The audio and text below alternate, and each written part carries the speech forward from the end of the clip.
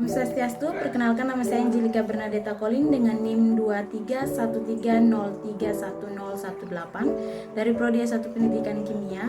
Di kesempatan kali ini saya akan membahas materi kewirausahaan kimia yang seharusnya kita buat dalam bentuk mind mapping lalu dibahas, tetapi ini sudah saya buat dalam bentuk PowerPoint agar teman-teman dapat lihat dengan jelas materi yang saya bawakan hari ini.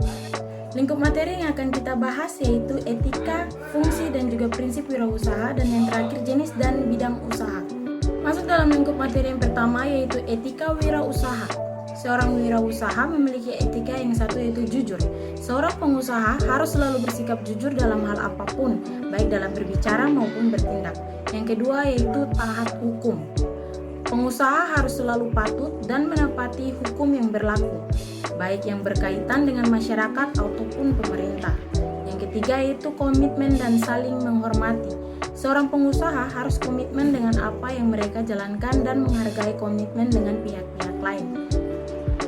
Selanjutnya yaitu menepati janji. Pengusaha dituntut untuk selalu menepati janji, misalnya dalam hal pembayaran, pengiriman barang, atau penggantian. Dan yang terakhir yaitu disiplin.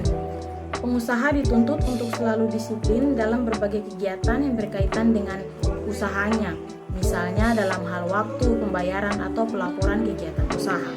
Masuk dalam lingkup materi yang kedua yaitu fungsi wirausaha. Wirausaha memiliki dua fungsi yaitu fungsi makro dan fungsi mikro. Secara makro, wirausaha berfungsi sebagai penggerak, pengadil, dan pemacu perekonomian suatu bangsa. Sedangkan secara mikro, wirausaha adalah penanggung resiko dalam ketidakpastian, pengombinasi sumber-sumber, dan penciptaan nilai tambah. Kita berpindah pada lingkup materi yang berikut yaitu prinsip wirausaha. Seorang wirausaha memiliki prinsip yang pertama yaitu inovasi. Maksud dari inovasi ini, seorang wirausaha dapat melakukan pembaruan atau menampilkan hal-hal yang baru. Yang kedua yaitu kuat mental. Kenapa seorang wirausahawan harus berprinsip kuat mental? Karena kedepannya kita tidak tahu dalam suatu usaha itu kita mengalami keuntungan atau kerugian. Karena di setiap harinya kondisi bisnis itu akan berubah-ubah. Yang ketiga yaitu memanfaatkan peluang. Jadi seorang wirausaha itu harus memanfaatkan peluang yang ada untuk tetap menjalankan bisnis ke depan. Poin yang keempat yaitu motivasi fokus masa depan. Jadi seorang wirausaha itu harus motivasi yang kuat untuk tetap menjalankan bisnis ke depan. Oke.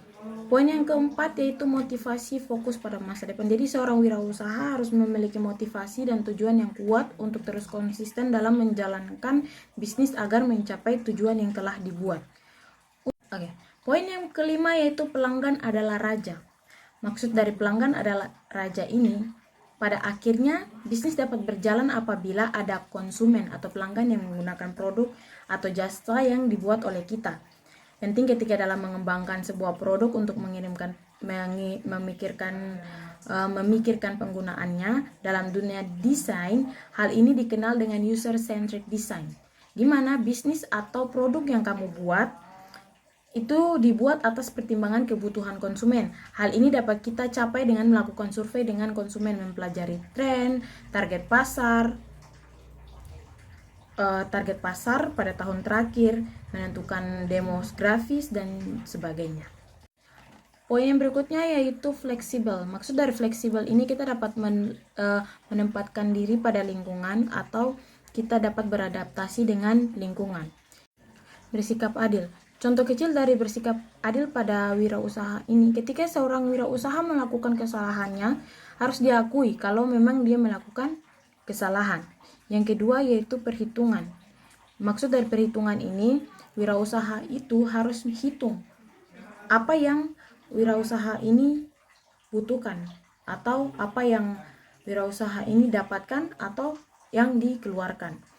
Yang kesembilan yaitu berani memulai, di mana wirausaha itu harus berani memulai tanpa melihat ke depannya ini aku mendapatkan keuntungan atau mendapatkan kerugian. Lingkup materi yang terakhir yaitu jenis dan bidang usaha. Jadi untuk jenis dan bidang usaha yang pertama yaitu usaha pertanian. Usaha pertanian ini biasanya kita membutuhkan lahan untuk membuat suatu perkebunan Atau contoh jenisnya yaitu perkebunan jeruk, perkebunan kopi, perkebunan kelapa sawit, dan masih banyak lagi. Yang kedua yaitu bidang usaha peternakan. Jenisnya yaitu ternak ayam, ternak kambing, ternak sapi, dan masih banyak lagi. Yang ketiga yaitu bidang usaha perikanan. Jenisnya budidaya ikan gurame, budidaya ikan lele maupun komoditas perikanan air asin seperti ikan tuna, cakalang, dan lain-lain.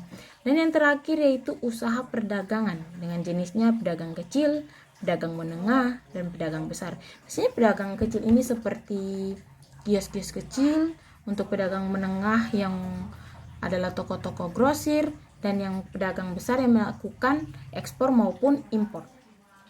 Sekian dari saya, jika ada kesalahan kata mohon dimaafkan. Terima kasih.